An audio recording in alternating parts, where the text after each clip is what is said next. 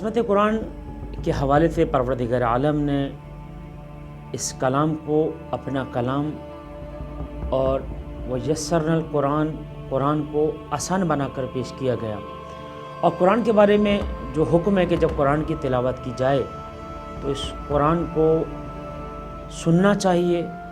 اور اس قرآن کے پڑھنے کے آداب اس طرح سے بیان کیے گئے ہیں کہ جس طرح سے ایک انسان عام ناول، عام اسٹوری بک جب پڑھتا ہے تو وہ ٹیک لگا کر، لیٹ کر، بیٹھ کر پڑھتا ہے، لیکن قرآن کریم پڑھنے کا جو طریقہ ہے، اس لیے کہ قرآن کی آیت ہے کہ لا یمسہ الا المطہرون، جب تک انسان حالت وضو میں نہ ہو، پاک و پاکیزہ نہ ہو، اس وقت تک وہ قرآن کے الفاظ کو، حروف کو ہاتھ لگانا اس کے لیے باعث حرام ہے۔ یعنی قرآن کو بغیر وضو ہاتھ لگانا شریعت پیغمبر گرامی صلی اللہ علیہ وسلم نے جائز قرار نہیں دیا۔ قرآن کے بارے میں اور فضیلت قرآن کو بیان کرتے ہوئے جہاں معصومین نے فرمایا کہ ہر چیز کی بہار ہے، اور ماہ مبارک رمضان کی بہار خود یہ قرآن، انا انزلناہ فی لیلۃ القدر، ہم نے شب قدر میں اس قرآن کو نازل کیا۔ اسی طرح خود فرزند رسول امام جعفر صادق علیہ السلام یہ ارشاد فرماتے ہیں، قرآن ایک وہ عظیم کتاب ہے کہ جو صرف اس کتاب پر نگاہ ڈالے گا، اس کا قرآن پر نگاہ ڈالنا بھی باعث ثواب ہے۔ اس لیے کہ چھٹے امام ارشاد فرماتے ہیں کہ اگر کوئی چاہتا ہے کہ وہ ہم اہل بیت کی ایک ہی لمحے میں ہم 14 معصومین کی زیارت کرے، اسے چاہیے کہ وہ قرآن کریم کو کھول کر قرآن کی زیارت کرے، کأنہ اس نے ہم اہل بیت اطہار کی زیارت کی۔ اہل بیت اطہار یعنی محمد مصطفیٰ اور خود قائم آل محمد علیہ السلام کی زیارت کرنا، گویا اس نے قرآن کی زیارت کی۔ یعنی جس نے صرف قرآن کو دیکھا اس نے خود 14 معصومین کی زیارت کی۔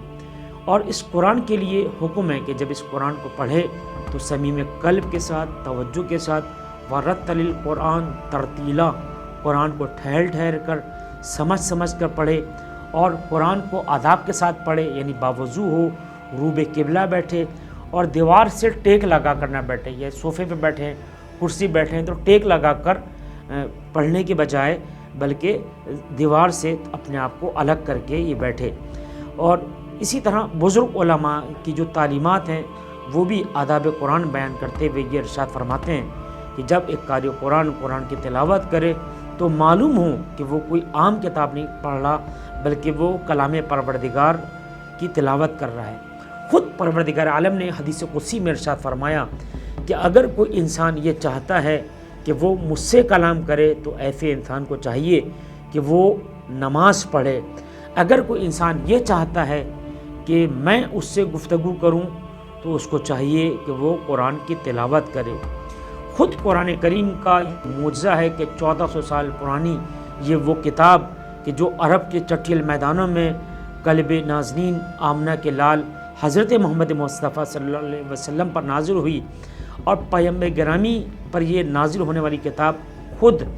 باعث معجزہ بنی، اور پیغمبر کا یہ وہ زندہ معجزہ ہے کہ یہ جب تک کائنات باقی رہے گی اس کی عزت، اس کی شہرت باقی رہے گی۔ اور اگر یہ کوئی انسان یہ دعویٰ کرے کہ کوئی قرآن کے اندر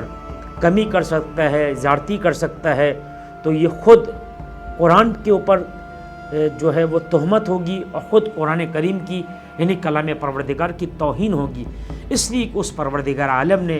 جو اس کلام کا متکلم ہے، اس کلام کا نازل کرنے والا اور اس کتاب کا نازل کرنے والا ہے، اس پروردگار نے وعدہ کیا کہ ہم ہی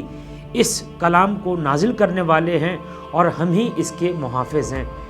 اے پروردگار عالم، تیری بارگاہ میں اہل بیت اطہار کا واسطہ دیتے ہیں کہ ہمیں اس قرآن کو پڑھنے اور اس قرآن کریم کو سمجھنے کی توفیق عطا فرما۔ والسلام علیکم ورحمۃ اللہ وبرکاتہ۔